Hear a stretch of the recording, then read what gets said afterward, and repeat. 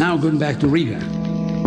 I started with a win against a little-known Ukrainian player, but it was a game where I could introduce a new move. Actually, from round 3, I think I played 7 consecutive games against future Grandmasters. More work had to be done, not only at the chessboard, but also to strengthen my character and to prepare myself for serious professional chess. You are listening to Kasparovchess.com podcast, episode 12.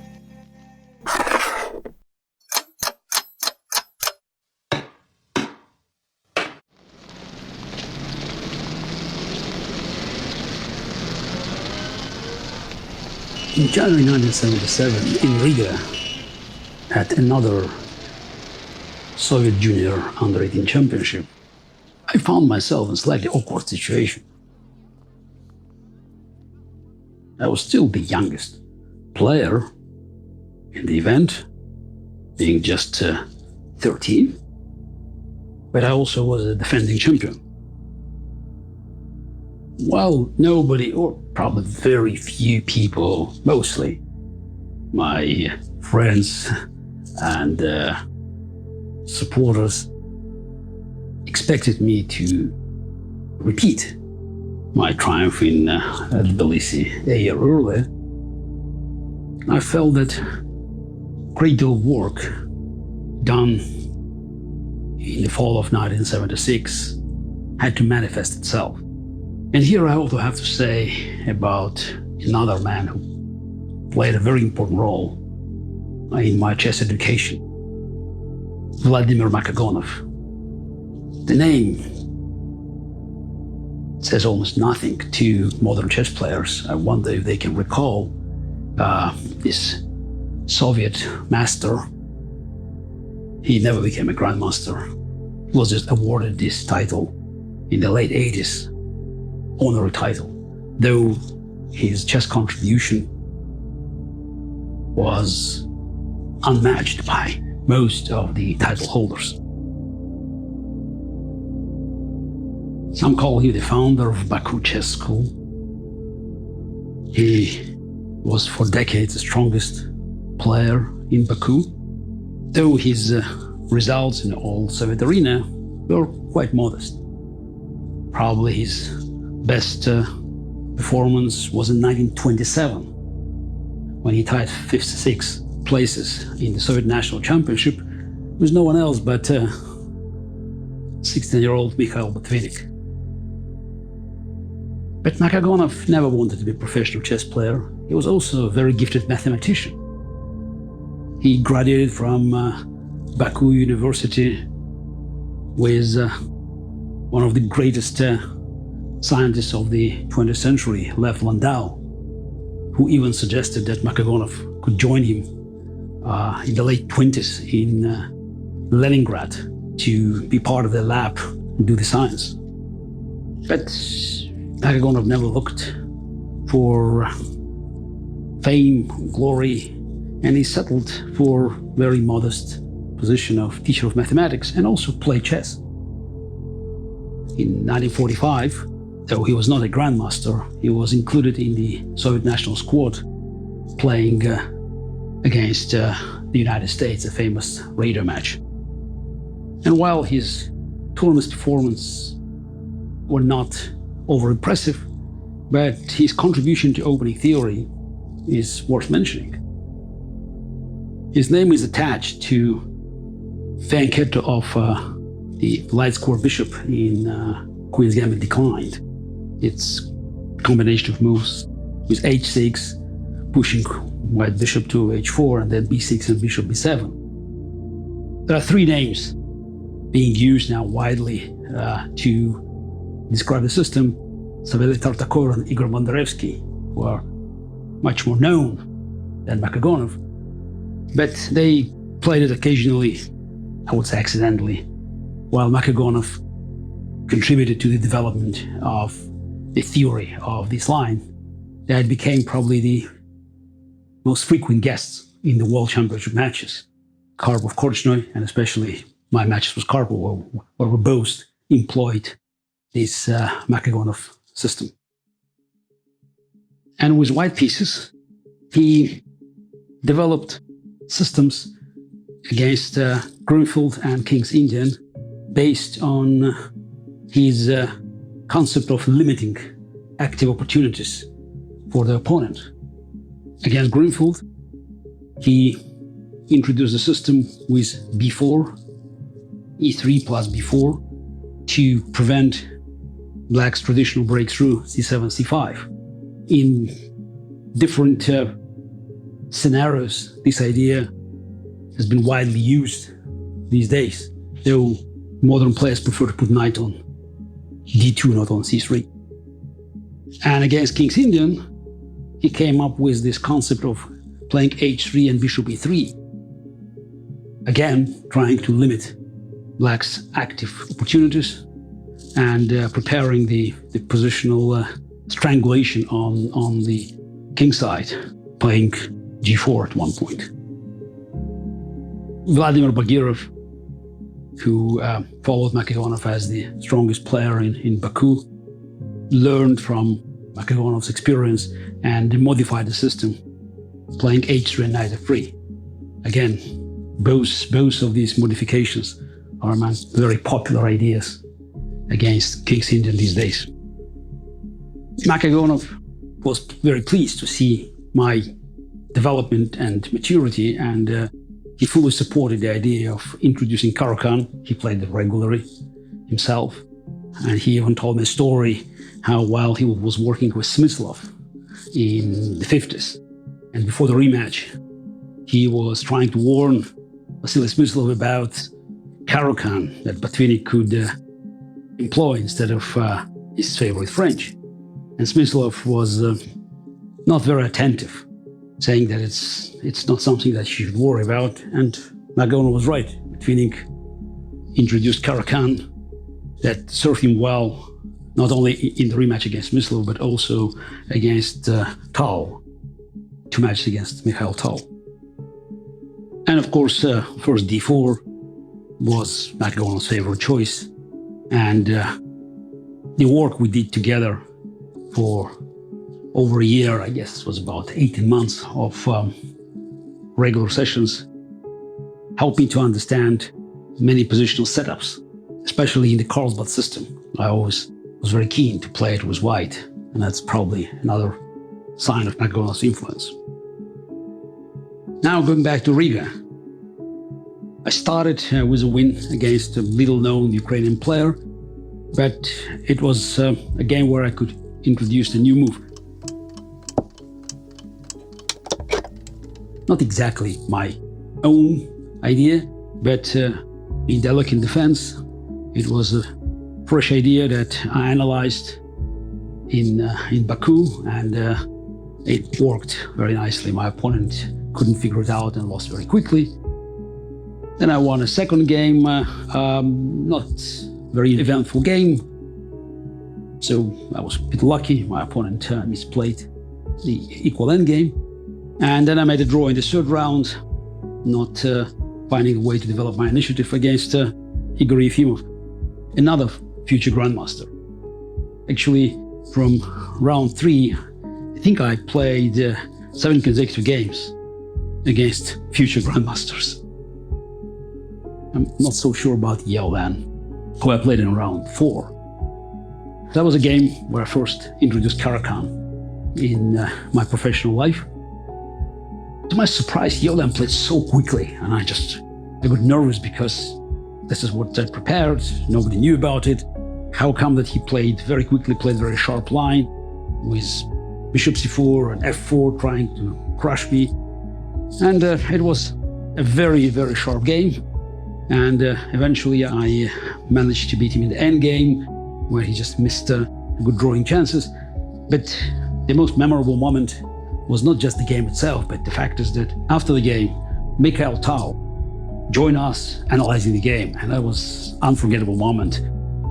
Tal was very impressed by this very complicated game, and he tried to do this and that, and the analyzing with Tal was truly a magnificent moment. And in round 5, I made another novelty for me. I played d4. Of course, I played it already in Yerevan, as I mentioned, against Turan Yeolan, but that was the first official game against Evgeny Pigusov. And that's probably one of my best games of that period. It was the steady build-up that ended with the fast attack against opponent's king, and that was not just a victory, but also, the quality of the game that impressed so much everyone who was watching it. And then in the next 2 rounds, I faced 2 Latvian players, Lanka and Cengiz. And again, those games I would like to include in this episode, because with Lanka, I played Caro-Kann, and Lanka followed one of the main lines that was tested in many games, including Spassky-Karpov game from the match in 1974. And that's where I had my novelty. Not my novelty, of course. It was Alexander Shakarov's idea. After knight f5, not to play bishop f4 as Karpov did, but to castle. It looked almost suicidal because now Black king is castling in the wrong side. With pawn on h6, it's just a matter of time when White can play g4, g5, but Shakarov was right by making this assessment that Black counterplay with b7, b5 is at least as fast. And modern analysis proved that at best White could keep equilibrium, but not to have any advantage. Lanka was quite shocked by this new idea. He made a very strange move, rook h4. I guess he was still dreaming about g4, g5, but my counterplay on the queen side and the center with b7, b5 was very fast. And though I did not play perfectly, but it was another convincing win. Lanka couldn't hold a worse position, and eventually Black totally dominated him in the endgame. So 5.5 out of 6, that's was quite a result. I already was outperforming my score in Tbilisi, and also I was quite happy with the games themselves. And the next round I faced another Latvian player, and while I played a very slow system with bishop f4 against Cengiz opening setup, I was still studying many openings after d4, so I was not so familiar with some of them. So I settled with the quiet development, expecting to outperform Cengiz later. And the game all of a sudden became very sharp. Cengiz found a way to complicate it. And I remember that when he played knight fd5, after dc5, knight fd5, he looked very, very confident. And after cd6, bishop takes b2, he left the board and exuberating his confidence and expecting that I would end up with material losses after this exchange. And I, not that I found the best moves according to the machine, but still, bishop h6, rook a8.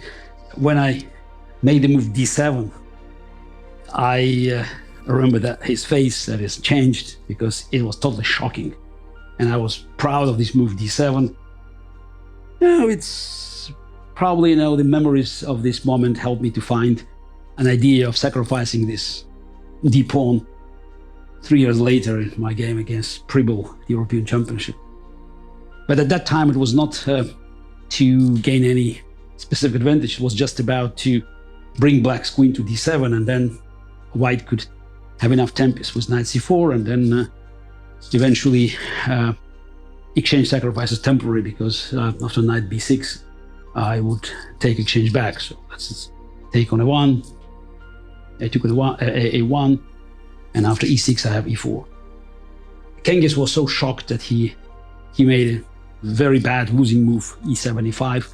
He kept a material advantage for a move, but then White created devastating attack just very, very quickly, and then 3 moves later he resigned.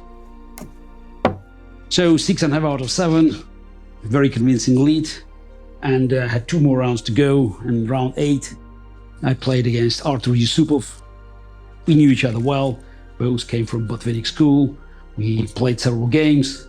So I was, I think, ahead at the time. So I beat Artur in one of the games, and there was I think 1 draw in our training games at Botvinnik's, one of Botvinnik's session. And I was surprised by Artur's choice. He just played classical opening after d4, just played e6, and we played Queen's Indian, and I played fairly poorly, passively, and I got really bad position. But it was a tenacious defense, though one point I made a mistake and I was probably losing. But Yusupov got very nervous, and in time trouble, he missed not just win, but also spoiled his position completely, and I won handily after time control. And I became a Soviet national champion under 18 after round 8. 1 round to go, and I was already the champion. It was hard to believe. 7.5 out of 8, and I think it was 2 points ahead of my next opponent. It was a group of them, and in the last round I faced Zurab Stura.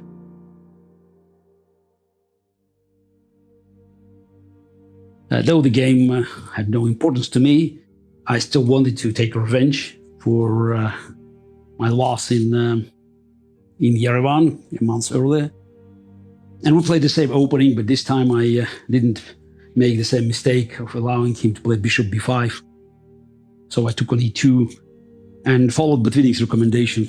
So just to wait for white to move e4, but then just to start just going around these pawns, and it worked.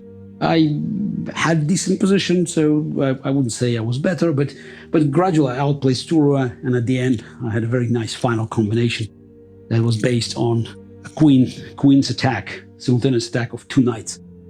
Doesn't happen very often. 1 on h4, 1 on c1, and Stura saw it too late, so we had no choice but to give up a pawn, and then I won the endgame quite handily. So 8.5 out of 9, phenomenal result, great games.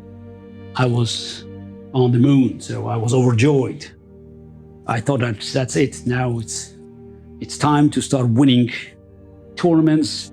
I forgot that I was just 13, and my opponents were much older, and that one success may not lead automatically to others, and that's what I had to learn from 1976.